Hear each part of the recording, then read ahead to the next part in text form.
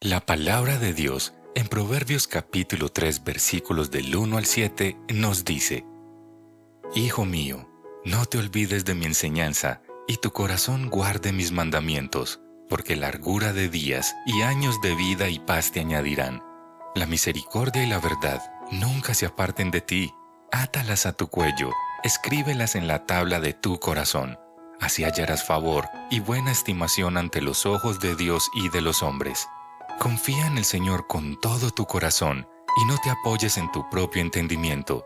Reconócele en todos tus caminos y Él enderezará tus sendas. No seas sabio a tus propios ojos, teme al Señor y apártate del mal.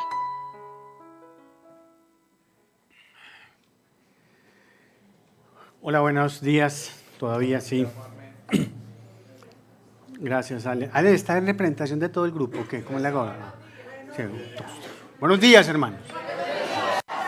Sí, que haya moral, hermanos. Imaginen, llegan a las 11 de la mañana, algunos de pelo mojado y todo, y qué desaliento. No puede ser.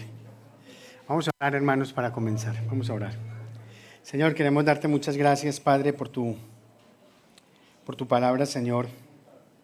Gracias por convocarnos una vez más, Señor, como pueblo tuyo, en la comunión, Señor, de los hermanos, para escuchar, Señor, tu consejo. Muy seguramente, Dios, tú has preparado algo que es importante para nuestra vida, que es vida a nuestra vida el día de hoy, Señor. Algo de lo que tú has preparado, Señor, nos consolará, algo nos exhortará, algo nos fortalecerá, Señor. Pero sea lo que sea, Señor, eso producirá en nuestro corazón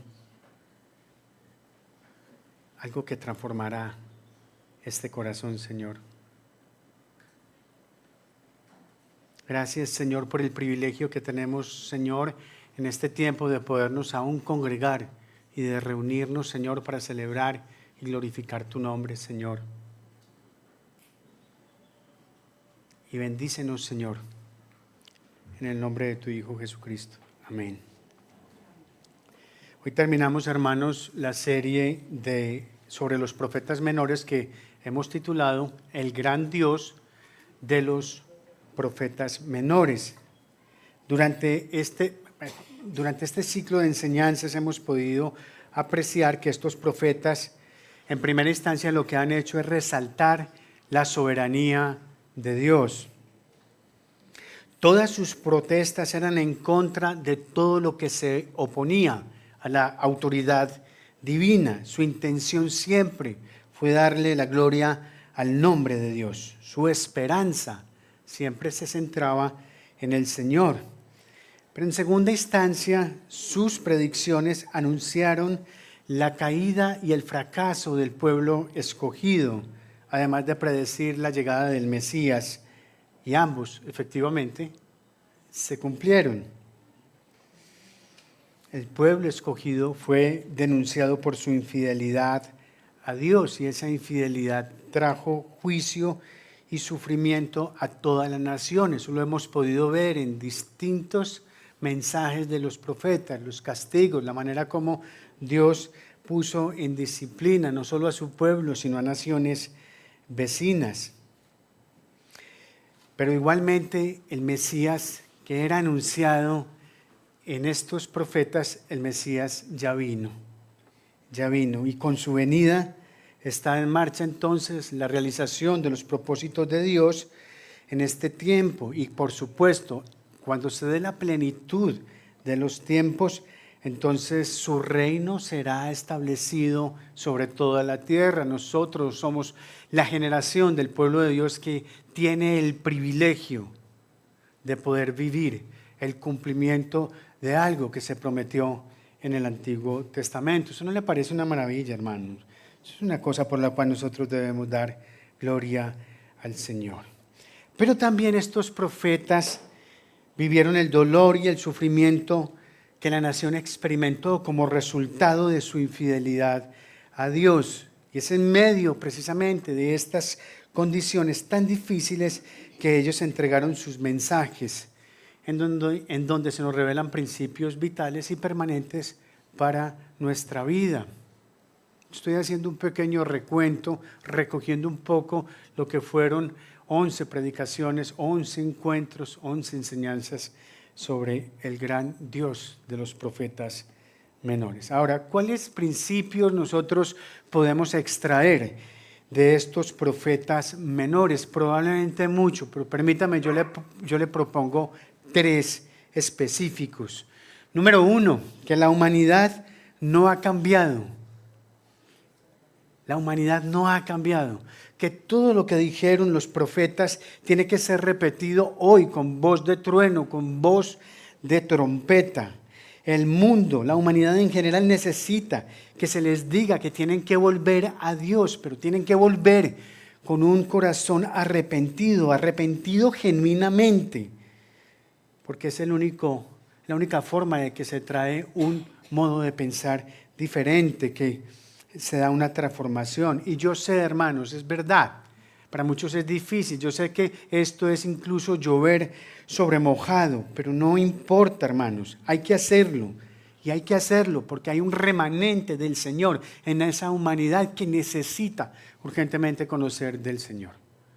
Yo quiero recordarle a usted, querido hermano y querido hermano, que usted y yo hacíamos parte de ese grupo, de esa humanidad en la que estábamos completamente embolatados y perdidos, más perdidos que el hijo de Limber. Pero a usted, alguien nos predicó. A usted y a mí alguien nos predicó, alguien nos trajo la palabra y nosotros podemos ser hoy del remanente del pueblo de Dios y disfrutar de todas estas bendiciones porque alguien nos predicó. Pues bien, tenemos que continuar haciendo eso y hay que seguirlo haciendo porque hay un remanente del Señor que aún está allí en medio de esa humanidad necesitada.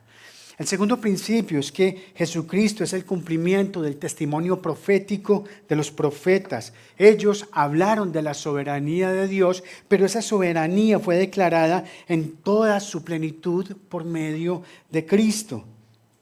Ellos también dejaron claro que el hombre, al desconocer esa soberanía y quebrantar las leyes de Dios, ese hombre quedó expuesto a juicio y al castigo del Señor. Y ellos atisbaron el día de la victoria final, el día en que todo quedará revelado de un modo claro para todos. Ustedes lo pudieron observar a lo largo de todo este ciclo de predicaciones. Fueron muchas las veces que aquí se mencionó el día del Señor. Pues bien, es con este marco de referencia, hermanos, que nosotros vamos a entrar al último libro del Antiguo Testamento, al texto de Malaquías, el último profeta del Antiguo Testamento. Vaya, ubíquese allí tan amable en ese texto. Mientras llega, déjeme decirle que la gran mayoría de estudiosos coinciden que la profecía de Malaquías es cercana en el tiempo a Esdras y a Nehemías. Y según estos expertos, esto es así porque las condiciones y los problemas que enfrentaron Esdras y Nehemías son también comunes a Malaquías. ¿Quién fue Esdras a propósito? ¿Un qué? ¿Un qué? Eso es. Bien, habló la representante de la iglesia. Bendito Dios por eso. ¿Ustedes están todos de acuerdo con eso? ¿Sí es un escriba? Sí, es un escriba Esdras, ¿verdad? Ah, bueno. ¿Y quién es Nehemías? El arquitecto de la muralla de Jerusalén. Muy bien. Esdras, Nehemías y Malaquías enfrentaron, según sus relatos, las mismas condiciones y problemas. Los tres hablaron del matrimonio con mujeres extranjeras. Los tres condenaron la negligencia del diezmo. Imagínense, vamos a hablar del diezmo. Reprendieron la perversión del sacerdocio corrupto y criticaron los pecados sociales. Por eso, hermanos, es que la profecía de Malaquías es un relato de un Dios sensible para un pueblo endurecido. Ese es el título que le hemos dado al mensaje. Un Dios sensible para un pueblo endurecido. Y al considerar todo el libro, al considerar toda esta profecía en conjunto, creemos que hay 3 puntos clave que son vitales, claves para la iglesia de nuestro tiempo. El primer punto es el amor invariable de Dios. El segundo punto es el fracaso del ser humano ante ese amor invariable. Y el tercer punto es el remanente que conoce a Dios en medio del fracaso general. Una vez más lo repito. Primer punto es el amor invariable de Dios. Segundo punto es el fracaso del ser humano ante ese amor invariable. Y el tercer punto es el remanente que conoce a Dios en medio del fracaso general. Con eso en mente, entonces, comencemos a desarrollar estos puntos. Primer punto, el amor invariable de Dios. Ya estamos ahí en Malaquías, ¿verdad? Capítulo 1, versículo 1. Dice la palabra del Señor, oráculo de la palabra del Señor a Israel por medio de Malaquías. Punto. A propósito, no tenemos idea de quién es, de dónde viene Malaquías. No hay pedigrí como en otros profetas que nos dice que es hijo de no sé quién, nieto de no sé quién, bisnieto de tal, de la tribu de no sé dónde y todo. No hay nada de Malaquías, no tenemos información de él, entonces no nos vamos a poner a especular cosas que la Escritura no dice. Lo cierto es que la Escritura llegó, la profecía llegó por medio de Malaquías. Punto. Versículo 2 dice, yo los he amado, dice el Señor. Pero ustedes dicen, ¿en qué nos has amado? Lo leo nuevamente. Yo los he amado, dice el Señor. Pero ustedes dicen, ¿en qué nos has amado? Y aquí hay que parar, hermano. Uno necesita fuerzas para poder continuar leyendo la Escritura después de leer semejante versículo. No, lo deja uno sin palabras, porque miren, este es el testimonio de un Dios que está hablando con el hombre y Dios le dice al hombre, yo los he amado. ¿Y qué responde el hombre? ¿Cómo? ¿Qué? A un momentico, a mí no me parece. El hombre está diciendo, a mí no me parece. Digo, vamos a revisar ese asunto, ¿cómo así? ¿Nos has amado? Vení, espérate un segundo. ¿Y en qué? ¿En qué nos has amado? Ese es como el tono de la respuesta. ¿En qué? ¿En qué nos has amado? Cuando el apóstol Pablo en su carta a los Romanos, en el capítulo 10, y quiero traer esto a colaciones para darle un poquitico de fondo a la actitud y al comportamiento de este pueblo. Cuando el apóstol Pablo en su carta a los Romanos, en el capítulo 10, está citando textos de Isaías y de Moisés para indicar que Israel rechazó el evangelio, ¿lo recuerdan?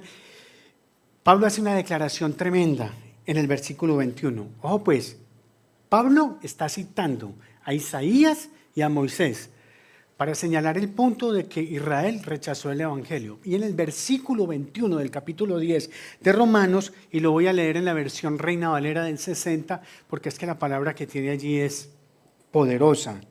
Dice, pero acerca de Israel, dice, y esta es una respuesta de Dios que le da al profeta Isaías y que cita Pablo. Todo el día extendí mis manos a un pueblo rebelde y contradictor. Todo el día extendí mis manos a un pueblo rebelde y contradictor. Lo que está diciendo aquí la Escritura es que hay una actitud en el pueblo de Dios de rebeldía que se evidencia al llevarle la contraria al Señor. ¿Le suena eso algo? ¿Le suena familiar? Eso es lo que está diciendo. Y ese es el tono precisamente de la profecía de Malaquías. Y muy seguramente es el tono con el que muchos de nosotros vivimos nuestra fe cristiana.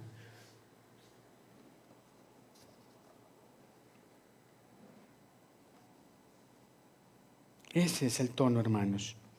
Ahora, ese espíritu rebelde y contradictor puede estar en las relaciones interpersonales. Revise. Yo le pido el favor, revise, querido hermano, querida hermana, cómo son sus diálogos con otras personas. Porque para muchos y para muchas llevar la contraria es como un deporte. Hay personas a las que uno les dice algo y lo primero que sale de sus labios es no, y por esto.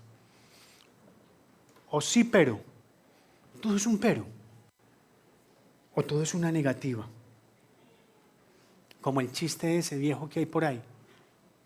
No, del que va en el carro y media hora de silencio y lo único que se le ocurre decir es pues sí, y el dueño del carro le dice pues no y te bajas. ¿Sabes? Así es la actitud de muchísimos hermanos de la fe y hermanas. Yo los he amado. Y esta es una declaración muy hermosa que aquí está haciendo el Señor, aún en la misma limitación que tiene nuestro idioma español. El hebreo tiene muchos más tiempos verbales que nuestra lengua, y aunque el texto parece estar en un pasado simple, mire lo que dice, los he amado. La realidad en el texto original es que este amar es algo que persiste de un modo indefinido. Si pudiésemos transliterar la intención del autor en el texto original, en hebreo, y ponerlo en español, esto sería lo que ese texto diría más o menos. Los he amado, los amo y los amaré, dice el Señor.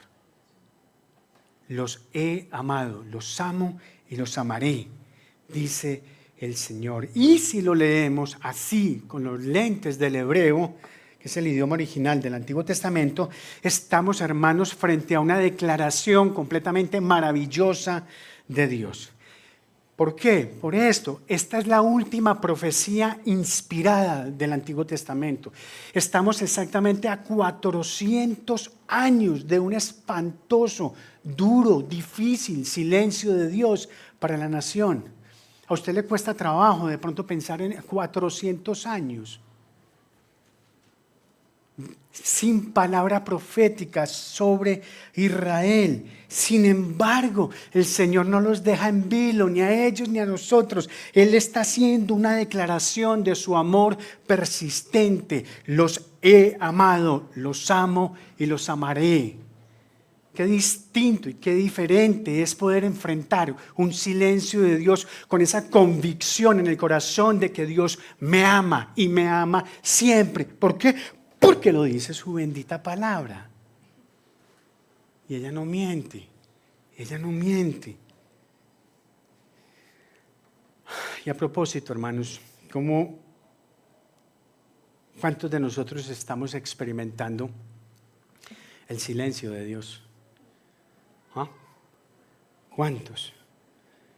¿Cuántos de nosotros llevamos años orando por padres, por hijos o por cónyuges para que acepten al Señor en el corazón? ¿Cuántas oraciones hay por esa familia extendida nuestra por la cual hemos orado? Diciéndole, Señor, por favor, toca su corazón. Y hay algo muy peculiar con eso, ¿no es cierto? Porque mientras más uno ora por ellos, el corazón de ellos más endurece. Qué cosa tan tremenda eso.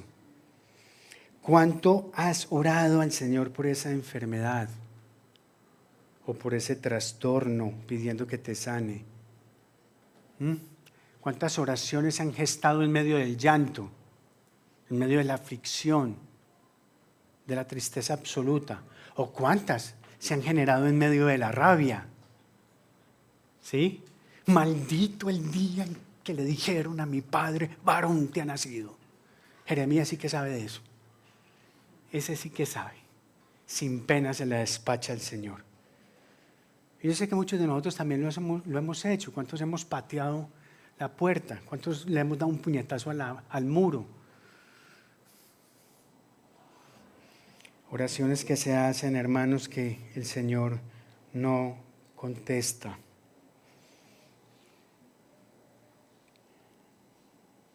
¿Cuánta desesperación produce, hermanos, una condición de ultraje laboral o un desempleo? ¿Cuánta angustia se vive cuando un hijo o cuando una hija se desbarranca emocionalmente y cae en la droga o cae en el alcoholismo o en ambas? Y uno ora y ora y ora y ora por ellos. Y a cambio de esa oración, uno lo único que escucha es el silencio de Dios. Pues bien, hermanos, yo quiero decirle algo que puedo sustentar con la bendita palabra del Señor. Y es esto, hermano, no se vaya a confundir. Ojo, no se vaya a confundir. El silencio del Señor no es ausencia de Dios. El silencio del Señor no es ausencia de Dios. Es simplemente una forma de su actuar que está más allá de nuestra comprensión. Eso es. Una forma de su actuar que está más allá de nuestra comprensión. Para el Israel de entonces y para nosotros en este presente, Dios nos ha amado, Dios nos ama, Dios nos amará. Así lo afirma el Señor. Y la razón de este amor, pues Él mismo la da a conocer a continuación. Siga conmigo ahí en el texto, mire lo que dice. No era Esaú hermano de Jacob, declara el Señor. Sin embargo, yo amé a Jacob y aborrecí a Esaú, e hice de sus montes desolación, y di su tierra, y di su heredad a los chacales del desierto. Hermanos, entender esta elección trae una maravillosa seguridad del amor. Esto está diciendo básicamente que Dios nos escogió antes de que existiéramos y que las razones por las cuales nos eligió y nos amó están basadas en Él y no en nosotros. Saber que Dios nos eligió debe darnos suficiente confianza para poder caminar con Él. Ahora bien, para nosotros, para el pueblo de este tiempo, el Israel espiritual, su iglesia, entender nuestra elección nos da seguridad de su amor, pero ahora desde la obra consumada de Jesús. Desde la obra consumada de Jesús nosotros tenemos una nueva demostración de amor. Romanos capítulo 5, el versículo 8 que dice, pero Dios muestra su amor para con nosotros, ¿en qué? En que siendo aún pecadores, Cristo murió por nosotros. Ese privilegio lo tenemos nosotros, ellos no, nosotros lo tenemos. La iglesia de este tiempo goza y disfruta de este privilegio. Ahora, quiero precisar algo con relación a este pasaje también, hermanos. Hay que tener presente que la razón por la que se menciona aquí la elección no es para excluir, sino para consolar y tranquilizar. No nos vayamos a enredar ahí. Es para consolar y tranquilizar. La elección, como la plantea en este texto, Malaquías, no tiene nada que ver con la predestinación de un pueblo ni con la reprobación del otro. Más bien, lo que está haciendo aquí el profeta es contrastar la historia de dos naciones que ambas pecaron. Usted podrá recordar a lo largo de las profecías que vimos, cada vez que Dios castigaba a Judá e Israel, castigaba también a Edom, o viceversa, castigaba a Edom, pero también había un castigo para Judá e Israel. Ambas fueron castigadas, pero Dios, por la gracia extendida y por su misericordia, le extendió un perdón a Israel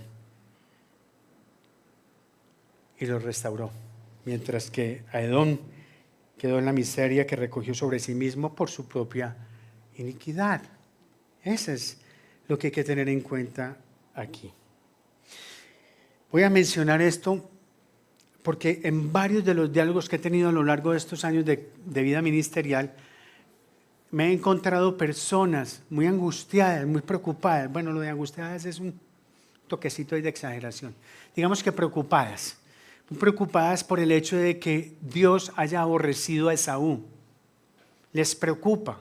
Y ojo a esto, les preocupa que Dios haya aborrecido a Esaú, y eso cuando uno cuestiona a Dios en una decisión de esas, ¿qué es lo que uno está haciendo? Uno está diciendo que básicamente Dios fue injusto con Esaú.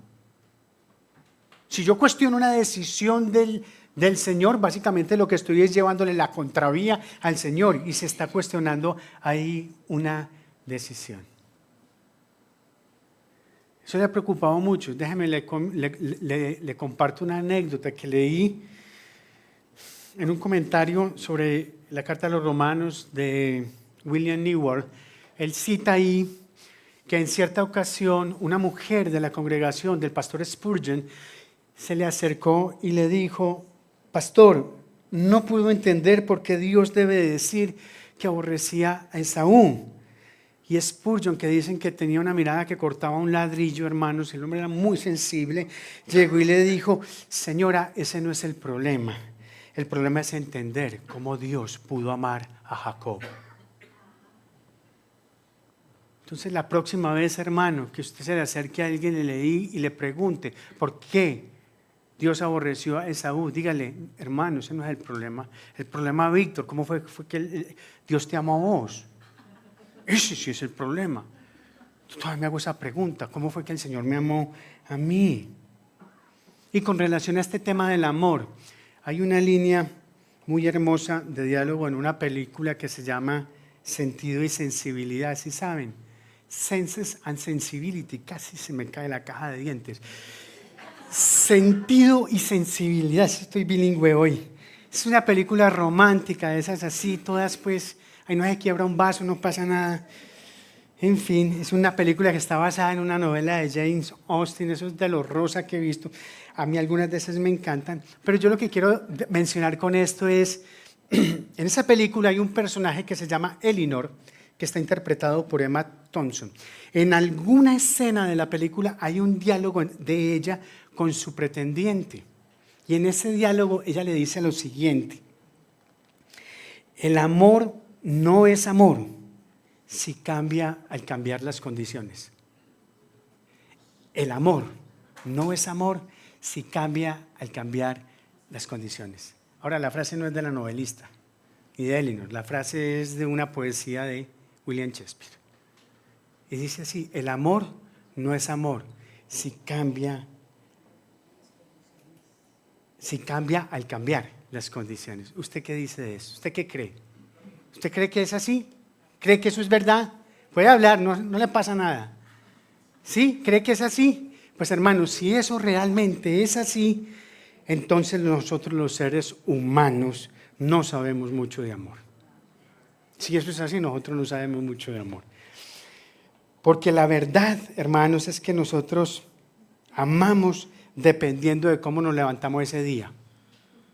Sí, depende si nos miraron bonito o nos miraron feo.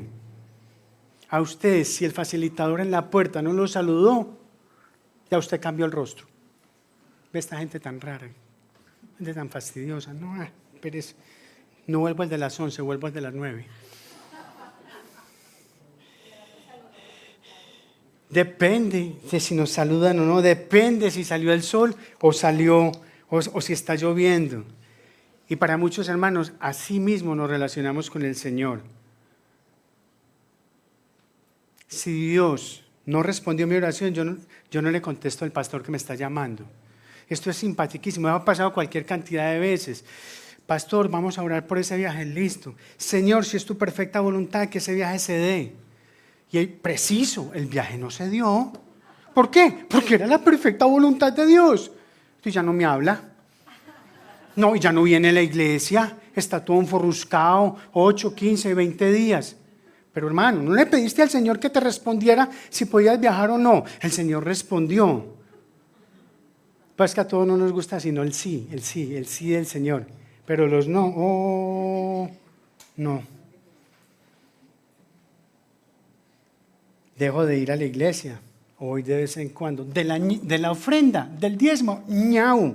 Es que si Dios no me da, yo tampoco le doy. Bien, ¿qué tal? Devocionales, ¿y eso como para qué? ¿Para qué? Si es que uno ora y al final se hace es lo que Él quiere. Y sabe que Él escucha a otros, pero conmigo tapa los oídos. Le suena familiar ese comportamiento, esa actitud. Pero ¿saben qué, hermanos? El amor de Dios no es así. Dios no ama así, hermanos. Dios no se altera aun cuando cambian las condiciones. Capítulo 3, versículo 6.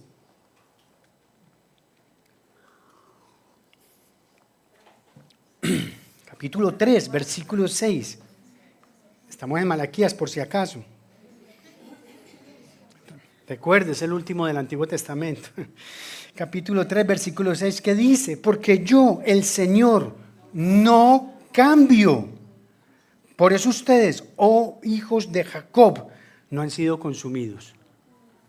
Porque Él no cambia. Aplica para nosotros. Nosotros no hemos sido consumidos, no hemos sido alejados de su presencia. Porque Él nos amó, nos ama y nos amará. La realidad, hermanos y hermanas, es que nuestra manera de amar depende más de nuestras emociones que de nuestras decisiones. Y es por esa razón que cambia. Si varían las emociones, entonces cambian las condiciones. Y ahí es donde radica el fracaso de quienes viven su fe cristiana de esta manera. Así fue para el Israel de entonces, pero así también es para el creyente de hoy, lo que nos lleva al segundo punto de este mensaje: el fracaso del ser humano ante este amor invariable. El fracaso del ser humano ante este amor invariable. Malaquías, hermanos, habló a personas desilusionadas y muy confundidas. El pastor lo mencionaba ahorita durante la Santa Cena. Dios había hecho grandes promesas a su pueblo y aunque había demostrado su amor por ellos al sacarlos del exilio babilónico, la realidad era que el pueblo era pobre y oprimido. Además, había una situación supremamente irónica. El pueblo vivía en un pedazo de la tierra prometida, Jerusalén, pero siendo esclavos de los persas. Eso es muy irónico. Pero esa era la realidad. Esa era la realidad. Llevaban años viviendo así, cuando llegó la profecía de Malaquías. El último profeta que había hablado de la venida del Mesías había sido Ageo y Zacarías, y eso fue 100 años antes de que llegara la profecía de Malaquías. Imagínense esto, pues 100 años antes de silencio profético, llegaba Malaquías y iban rumbo a otros 400 años de silencio profético. Ellos se habían desesperado, se han vuelto escépticos. Muchos se habían enfriado en su amor por el Señor. Sus corazones estaban resentidos hacia Dios. Lo abandonaron en su corazón y ¿saben qué? Pero eso sí, mantenían todas las costumbres religiosas.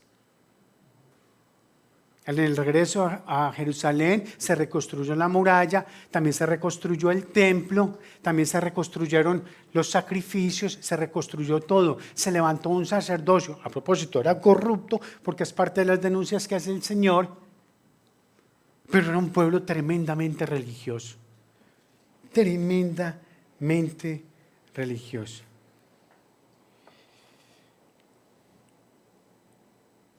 Ellos creían que el regreso a Jerusalén iba a anticipar la llegada inminente del Mesías, pero eso no fue así. Eso no fue así. Entonces, en 7 frases, en forma de pregunta, se revela el estado del corazón del pueblo. No, cada una de esas frases daría para una predicación, no tenemos el espacio para hacerlo, pero mire esto. Versículo 1, ¿en qué te hemos fallado? ¿En qué hemos despreciado tu nombre? ¿En qué te hemos deshonrado? ¿En qué te hemos cansado? ¿Cómo hemos de volver? ¿En qué te hemos robado? ¿Y qué hemos hablado contra ti? Esas son las respuestas en forma de pregunta de un pueblo a una serie de acusaciones que está haciendo Dios, en las que se ven, por ejemplo, la perversión moral, el sacrilegio, el robo a Dios, la indiferencia hacia el culto, la codicia y la blasfemia ante su santo nombre. Estas son acusaciones terribles, hermano. Y lo que estas frases están reflejando es la actitud del hombre o de la mujer que contradice, miren las preguntas, que contradice a Dios, pero que alaba al Señor al mismo tiempo. Ahora, ¿se le hace familiar eso, hermanos? ¿Se le hace familiar? ¿Se le hace conocido? Déjame, yo lo pongo de la siguiente manera. Yo creo firmemente que en usted mora el Espíritu Santo. Si no es así, déjeme morir creyendo eso. Pero yo creo que en usted mora el Espíritu Santo. Entonces, cuando el Señor quiere reconvenir o reorientar algún comportamiento suyo que deshonra a Dios o que no concuerda con su condición de hijo o de hija de Dios, el Espíritu con mayúscula le habla a su espíritu con minúscula y le muestra en qué está fallando usted. ¿Eso cómo lo llamamos evangélicamente? ¿El espíritu qué? Lo reargulle a usted. Es una palabra evangélica que nosotros usamos mucho. Entonces el espíritu lo reargulle a usted. La idea es que usted cambie a partir de esa rearguida, cambie su comportamiento. ¿No es cierto? Sí, pero venga pues. Ahí estás haciéndote el que no es contigo. Se cambian algunas cositas, pero no, hay muchas que no. Hay que hablarle a esa hermana.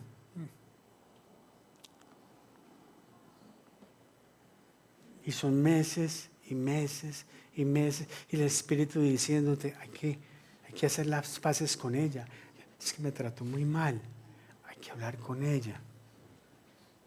¿Sabe? Yo llegué al convencimiento después de 30 años en la fe que peleas entre cristianos, lo mejor que le puede pasar a uno es que uno sea el muerto. Llegué a ese convencimiento.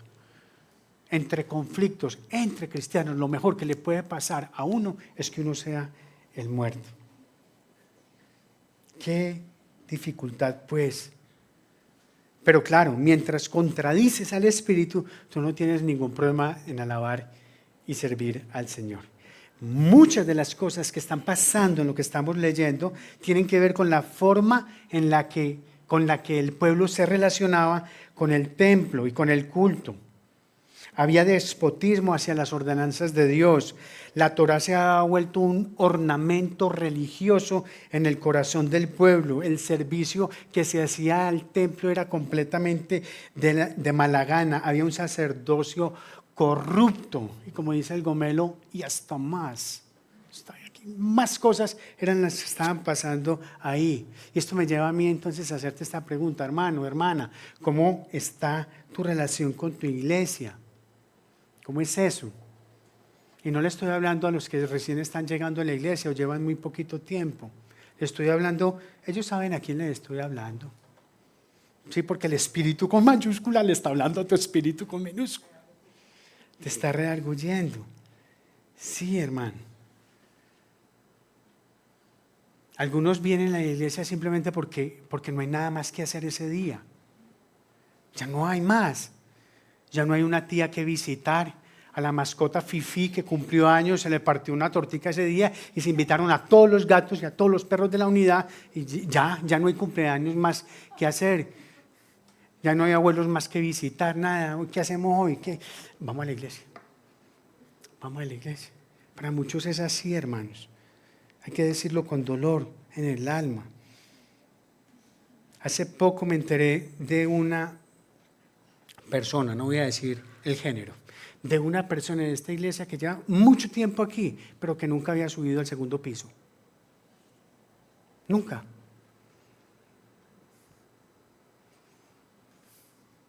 ¿Cómo estamos en nuestra actitud?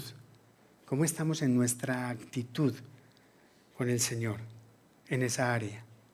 ¿Ah? Es de revisar, hermanos, es de revisar. años de personas, vamos a cumplir 10 años aquí, personas que nunca han servido en un ministerio, que nunca se han ofrecido a servir en un ministerio, que no les interesa servir en un ministerio.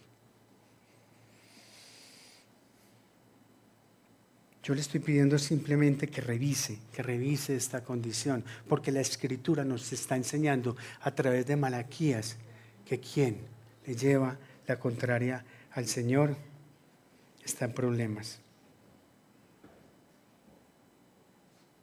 Y muchos de nosotros cuestionamos a Dios por el sufrimiento por el que estamos pasando, o porque Dios no nos hace el milagro, o porque sencillamente Dios no nos avala nuestros deseos. ¿Y sabe qué es lo que está pasando con eso, hermanos? Que cuando nosotros empezamos a cuestionar a Dios en esas cosas, nosotros estamos siendo tentados a dudar del amor de Dios para nosotros. Y siempre que nosotros dudamos del amor de Dios, eso es lo que está evidenciando, es que hay un problema en la forma de amar nuestra y que eso se está debilitando. Y ojo con esto, es posible mantener una forma externa y religiosa de la religión, es posible asistir a la iglesia, es posible cumplir con el diezmo, con la ofrenda, incluso es hasta posible servir en un ministerio con toda entrega, con toda pasión, con el alma. Pero hacer todas esas cosas sin amor. Eso es posible. Nosotros necesitamos estar muy atentos cuando en nuestros corazones, hermanos, empiecen a albergar preguntas que cuestionen el amor de Dios. ¿Y sabe por qué? Porque si el amor en nosotros muere, nace la insensibilidad. Y la insensibilidad siempre cauteriza la conciencia, aunque se mantengan las formas religiosas. Esto se puede ver en las personas más religiosas. En las personas más legalistas se pueden ver comportamientos de esta naturaleza. Y el relato de Malaquías aquí nos está enseñando que podemos ser una iglesia que cumple con una religión de fachada, pero que vive una herejía interna. Eso puede ser posible.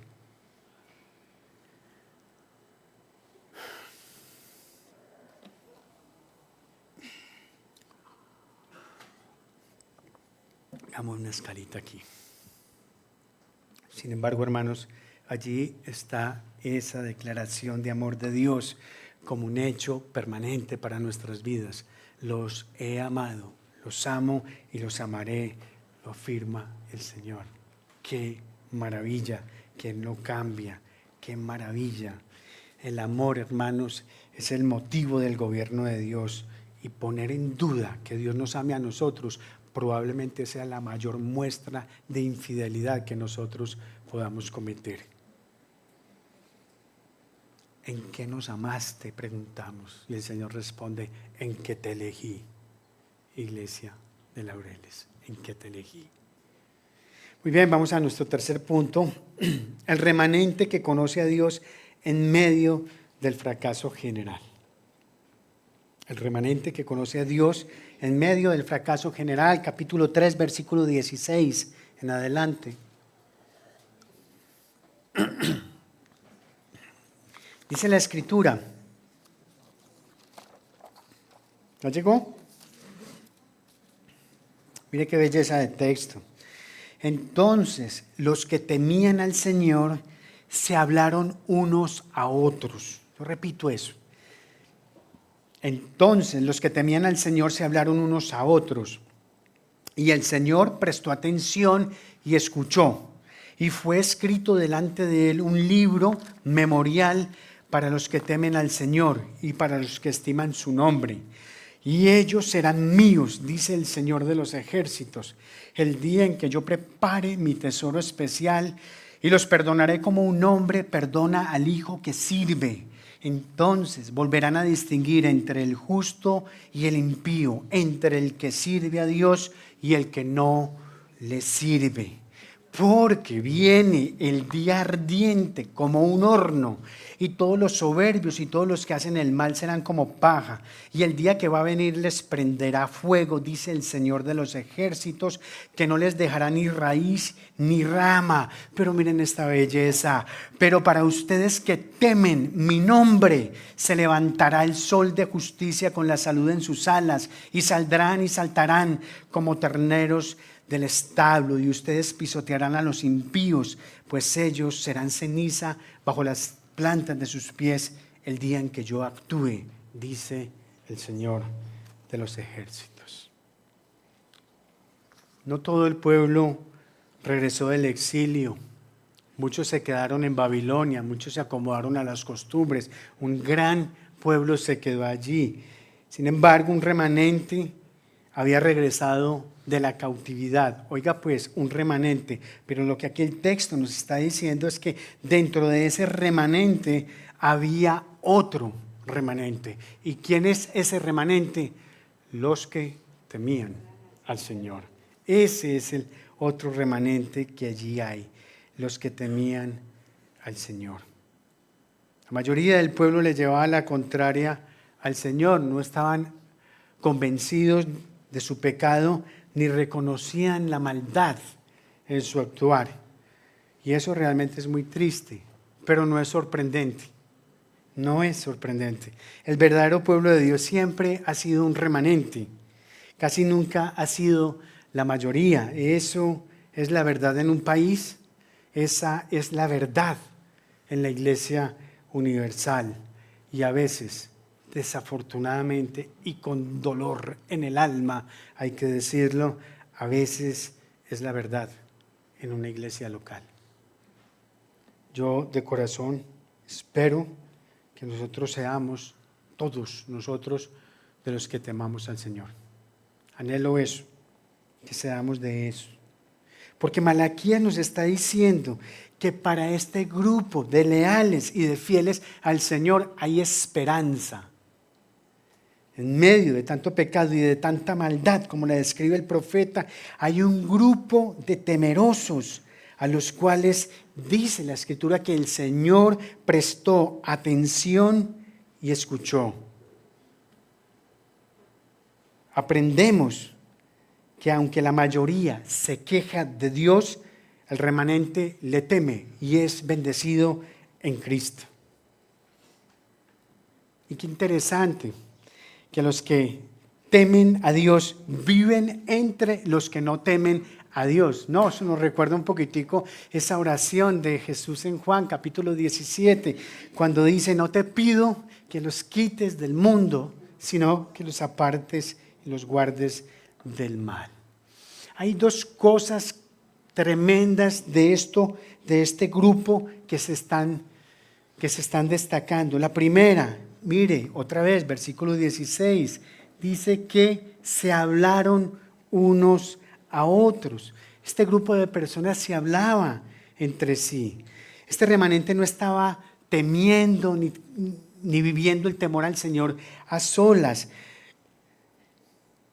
No era cada uno en su tiempo personal de devoción como si fuera suficiente.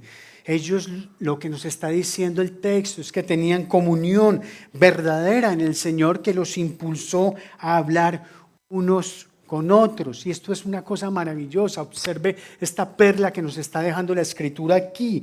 400 años antes de la llegada de Cristo, aquí vemos, hermanos, dos características que tendría la iglesia del Señor.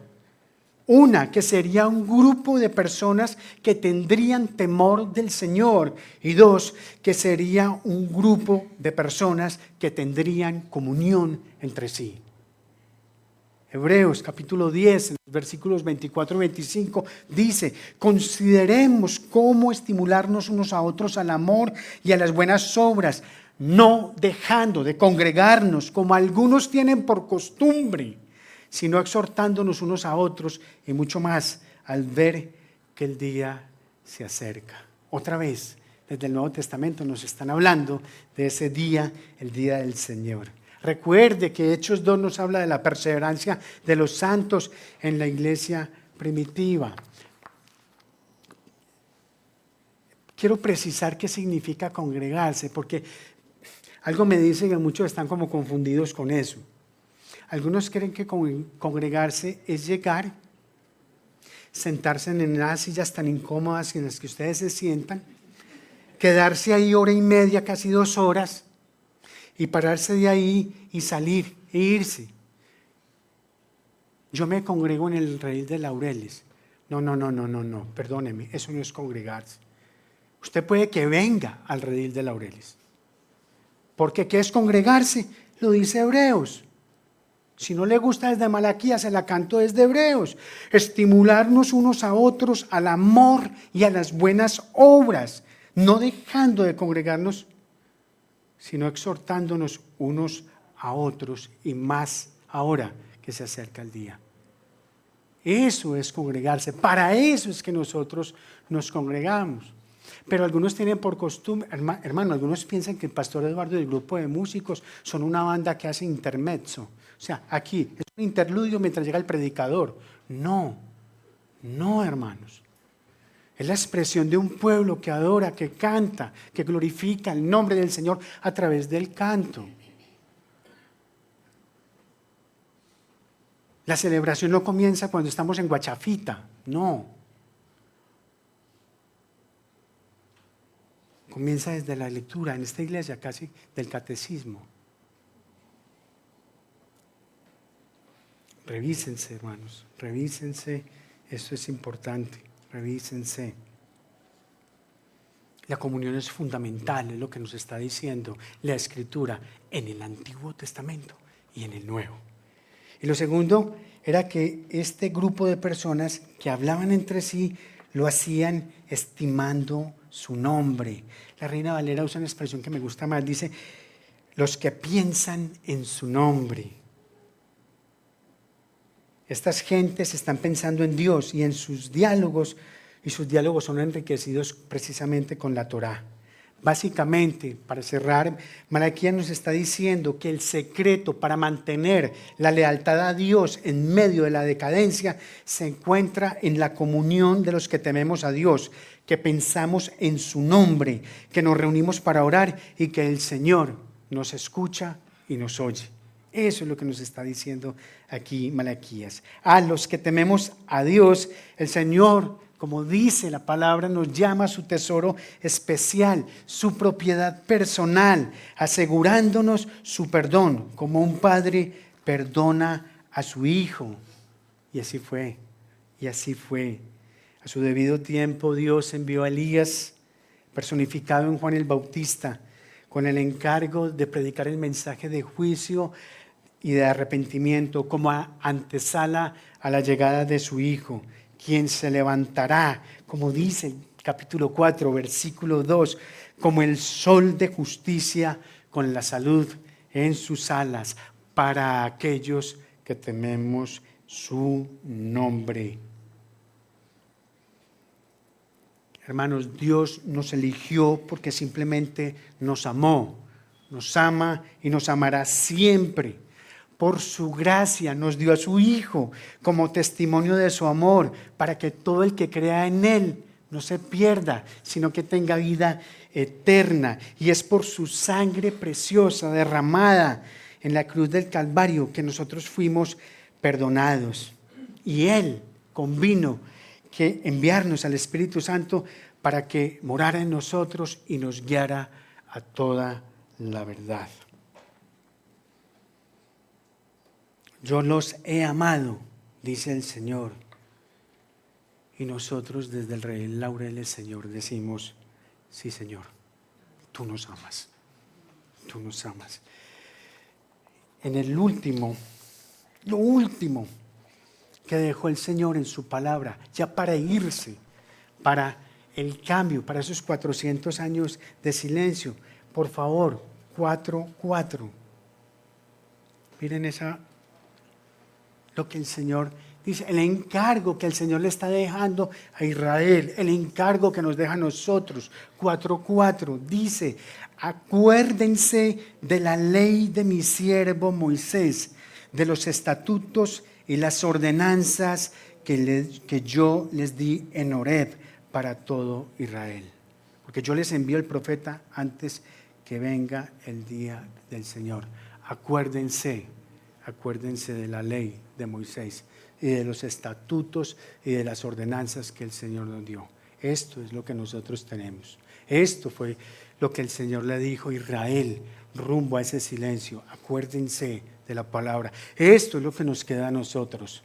Acordémonos de la palabra, leamos la palabra, hablemos la palabra, compartamos la palabra. Esto es lo que debemos hacer. Este es el encargo que Dios nos ha dejado mientras llega aquel día del Señor.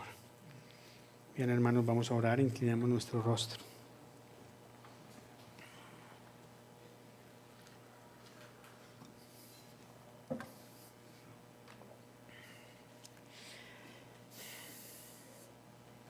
Padre eterno, bendito seas, Señor, alabado sea tu nombre. Señor, tu palabra declara que nos has amado con amor eterno, que desde antes que formaras el mundo, tú nos escogiste para que fuéramos tuyos a través de Cristo. Señor, y resolviste hacernos santos sin falta ante tu presencia. Señor, en amor nos adoptaste como tus hijos por medio de Jesucristo. Y todo esto fue por el buen propósito de tu bendita y santa voluntad. Señor, nos diste la redención mediante la sangre derramada por tu Hijo en la cruz del Calvario. Nos diste también el perdón de pecados conforme a las riquezas de su gracia, la cual nos diste en abundancia, con toda sabiduría y entendimiento, Señor. Bendito Dios, ayúdanos a vivir nuestra fe con una actitud permanente de adoración hacia ti. Que lo hagamos por amor a tu nombre. Y por amor a ese nombre, Señor, despójanos de toda arrogancia y de toda altivez. Señor, elimina de tajo cualquier actitud en nuestro corazón de llevarte la contraria, por sencillamente desconocer tu propósito sobre nuestras vidas, Señor. Señor, nosotros confesamos que tu voluntad es buena, agradable y perfecta, sea cual sea, la entendamos o no. Porque si viene de ti, es porque será para nuestro beneficio, Señor.